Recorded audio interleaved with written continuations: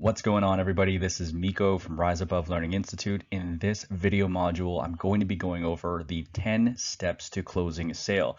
For most individuals, when they think of the world of sales, they think it's this convoluted business model that has to go through all these systems and processes in place, and they get so caught up and wound up in the amount of objections they need to memorize off that Instagram ad, off that Facebook ad, off of whatever they heard from whichever person and whatever mentor.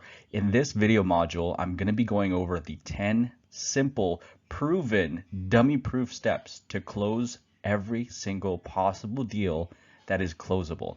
So to begin, let's look at the 10-step sales funnel that I've created to simplify the sales process to begin with. Okay, so number one, it's lead generation. Where are these leads coming from? Number two is one of the most important factors in the sale. How is your initial contact or icebreaker with the customer? Number three is how are you setting appointments with the customer? Number four, how are you fact finding and rapport building? This easily is the most important part of the sales process: fact finding and rapport building. I'm going to say it again later on, but never, ever, ever skip number four, because it will be detrimental to your success in the sales process. Number five, simply qualifying your customer. You never want to sell to a customer that's not qualified to purchase the product that you're selling. Number six is one of the ones that are very blown out of proportion in today's day and age, which is product presentation. Everybody thinks that you need to have the best product presentation, you need to have your product memorized, but I digress. I don't believe in that. I believe that you should know a little bit about your product. I believe that you should know enough to answer your customer appropriately without sounding like someone who's just making things up on the fly. Number seven is objection handling. Honestly speaking, if you follow the first 6 steps accordingly and properly, you most likely don't have a real objection in front of you. Number 8 is trial close. Number 9 is a close. And number 10 is one of the most overlooked portion in the sales process, which is referral and relationship nurture. So in this module, we'll be going over everything from step 1 to 10. If you're watching this video, you probably already know me through social media, or you've seen some of my videos here on YouTube. However, if you don't know me, here is some background on me. So number one, I have 10 years of sales experience ranging from the financial industry, automotive industry, and insurance industry. Now, that does not limit me to just those 3 industries as a whole, as I've mentored different individuals throughout different industries as well. With that said, it leads me to the next point. I've taken several sales teams in the automotive, furniture, and real estate industry that were struggling to make $20,000 in net profit for the company month over month. When I worked with them, I gave them the 10-step process that I'm going to provide to you guys here today, right? And they were able to generate over 7 figures in net profit in just 12 months, right? It's a repeatable 10-step process that can be taken throughout different industries as long as you follow the steps that are provided to you. In addition to this as well, I've taken 2 homeless individuals and brought them to 6-figure earning capacity within 12 months. And one of my private clients, my top private client, I took her from $3,500 a month to earning over $30,000 per month in net income for herself personally, not for the company, but herself. So again, all they did was follow the 10 steps that I'm going to provide you guys today. So hopefully you guys are able to learn something and take away a few things from this presentation. Hope you guys enjoy. So diving right into it, now that you've received a lead from your lead provider or from your employer, what do you do next? For most people, they're always thinking, I got to call the customer. And my mindset is I need to always be closing A, B, C, even on the first initial contact. However, I want to ask you, as a sales professional, if you don't know the customer's problems, how can you truly provide the best service for them? Imagine if you go to a doctor, right? And you go to your doctor with a broken shoulder or a hurt shoulder, and instead of them diagnosing you, they just look at you and they say, well, it looks like you're going to need some Advil, or well, it looks like you're going to need some erectile dysfunction pills. And you're going to look at your doctor and you're like, well, what are you talking about? My shoulder hurts. This is the reason why I'm here.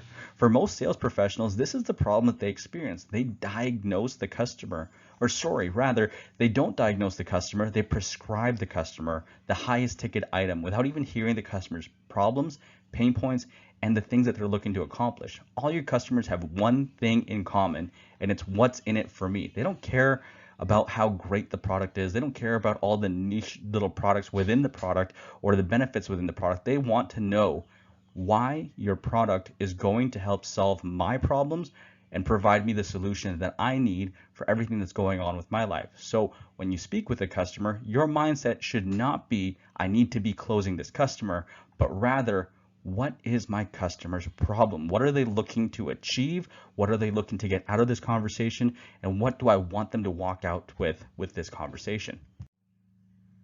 To truly stress on this point, imagine if you meet someone for the first time, whether you're on Tinder, whether you're on Hinge, whether you're on some sort of dating website, or you just meet someone at the library or at the bar. If you ask them to marry you today, what do you think the chances of them saying yes are? Well, if you said very high, you're probably really, really delusional. However, if you said it's really low because the customer doesn't know you or the person doesn't know you, they don't know anything about you, they don't know what you're looking to achieve in life, they don't know if there's any compatibility, you're absolutely correct, right? Trying to sell without first finding the need or want of your client or customer is the equivalent, literally, of asking them to marry you when you first get on the phone with them or meet them in person. So how do we solve this problem? Well, in order to solve this problem, we need to have a pivot in the mindset that we have as sales professionals. We need to start looking at ourselves as problem solvers, not sales professionals. So what does that mean? Well, in order for you to be a problem solver, you need to be able to understand what the problem is and how you can help the customer solve that problem. So during your initial contact with your customer, your goal should be to find out the following things from your customer: who, what, how, and why. Right? So who is having the problem? What is the problem? How are they living with the problem right now? And how are they planning to solve this problem? And why are they looking to make a change now? Who have they used in the past before? What is this problem? What have they done to make this problem easier for themselves? And what are they doing? What are they willing to do? What are they willing to spend? What are they willing to sacrifice in order to get to the end goal that they want, right? These are the things that you need to be asking yourself and also the customer while you're going through your initial conversation with them. Knowing these items will literally allow you to properly diagnose the situation and provide you with the keys to solving the problem. Not only that, it actually provides you with the keys to solving every single objection that they have down the road. If you know who has the problem, if you know who has been involved in the past, if you know which competitor, which is who, has worked with that client before, you now have the keys to success. If you know what they've done, what has worked, what has not worked, what they don't like, what they like, you now have the solution as to what would hold them back from doing business with you and what has held them back from doing business with other people. If you know how they've proceeded a situation, how they've approached this problem in the past, you know if they're going to be slow in taking a solution-based approach or if they're going to be quick because they need a solution today. If you know why they want to create a solution to the problems that they have, you now also know the intensity and the tenacity that the customer has. How intense is this problem? The why will tell you that. So always remember who, what, how, and why. Ask yourself these 4 questions, and almost always you are guaranteed to close the sale. Let's say, for example, however, you're one of the few companies that don't provide phone numbers to your salespeople. You have a lead, which is a name and an email address. What now? What do you do? How do you approach the situation? Well, it's simple.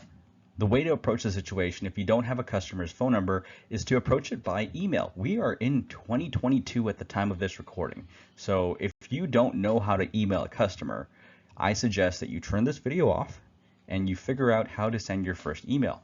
Maybe go on Gmail, create a Gmail account, and send an email to somebody just for fun to learn how to assess and send an email out to different individuals.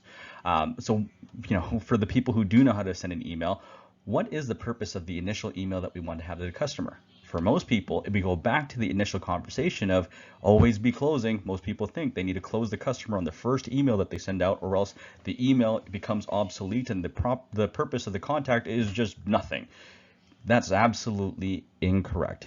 The purpose of sending an email to your customer, right? The objective of sending an email to your customer is to entice them to want to do business with you, is to get them curious, is to get them to open the email and click on to the next step. Your goal is not to sell within the email, but rather take them off the platform of email and get them back on your website to book an appointment, book a phone call, book a face-to-face meeting, book a Zoom call. As long as they're not on that website with the email address, you're now getting them into your funnel again. You want to get them into your funnel and outside the email platform. Email is not meant for you to compress your entire sales pitch. Stop doing that. If you're doing that, email is meant for you to create a platform and a bridge to get back into your funnel. So that is the primary purpose of an email.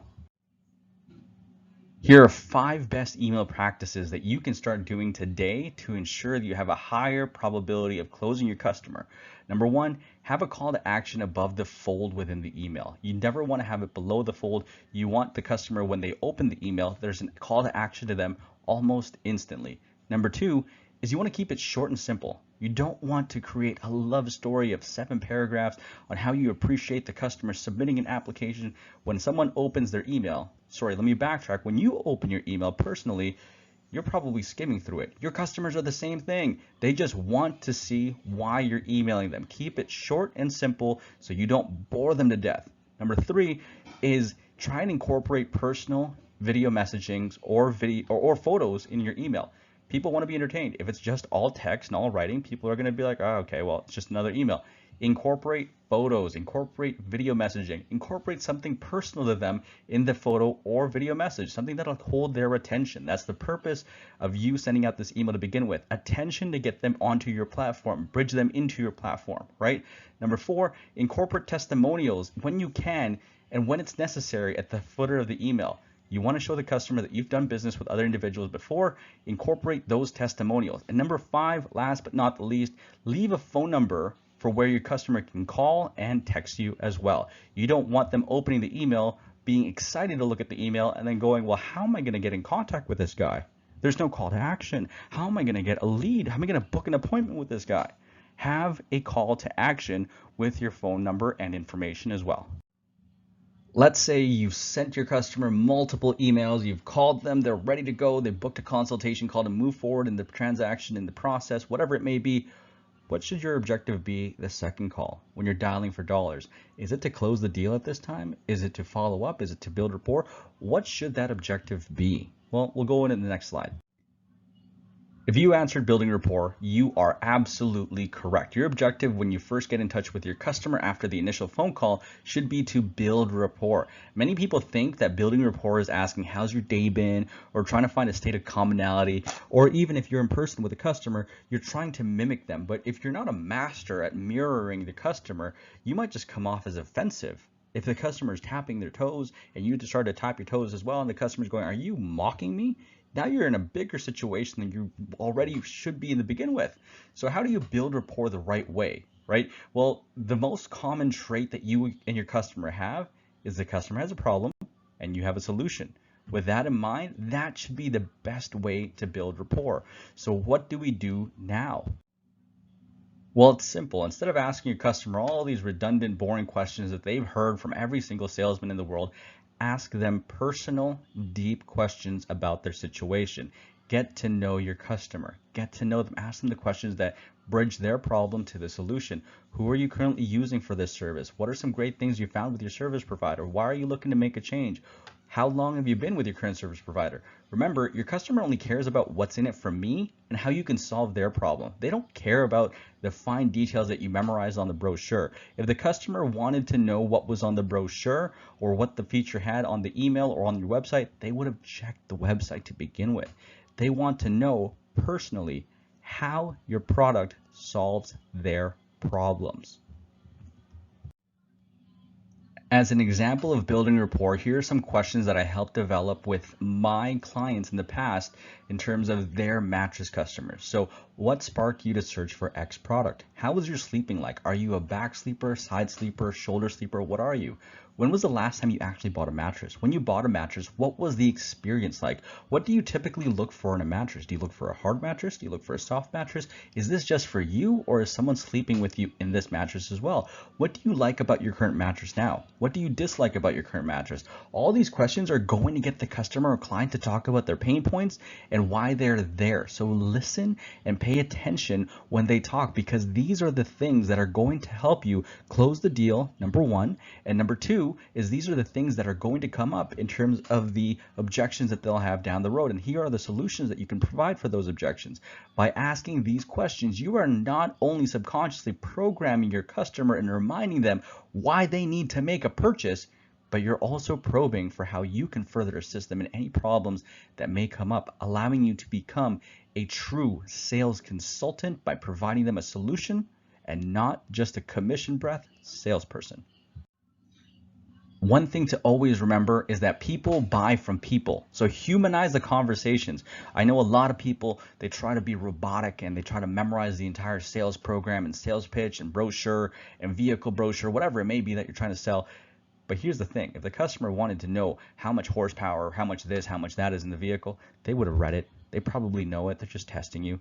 They want to know how that's applicable to them, right? So always remember, people buy from people. So humanize the conversation that you have with your customer. Have fun with the conversation. Remember, the person in front of you looking to make a purchase has a problem. You have the solution. That's why they're there with you today. And the reason why you're asking these questions, again, I want to hammer on it so hard on the head in today's module, is because it's the same thing as going to a doctor, literally going to a doctor and talking to them about your problem, but they prescribe you with the medicine before you even explain what your problem is. They prescribe you with a medicine that's the second you walk into the door. You walk in with shoulder pains, they give you leg pain problems. Like, it doesn't make any sense. So when you're talking with your customer, imagine you are the doctor of your product, right? Before you prescribe any medicine, any solutions to your customers, diagnose them with the problem and label them with the problem. Reconfirm that is the problem that they have, and that's what they're looking to solve or achieve by working with you. And that concludes our initial contact and icebreaker module on the 10-step process on how to close a deal. If I were to make the whole entire 10 steps in this one video, I know you guys would be bored out of your freaking mind. That's the reason why I broke it down into 10 videos. It's about 17 minutes now into this module. If you guys like the video, please put a like on the like button. I believe it's on the right side here. If you guys want to see more training modules like this, leave a comment. I hope you guys enjoyed. I hope you guys were able to follow the modules. I know it's kind of all over the place. It's the first time I've ever done this without an audience and without people, questioning any of the slides that I have. So hopefully you guys enjoyed. Hopefully you guys will share this to 5 of your friends that are looking to get into the 6-figure mark in 2022 in their sales career. Hope you guys enjoyed, like I mentioned. I look forward to seeing you guys in the next module. Take care.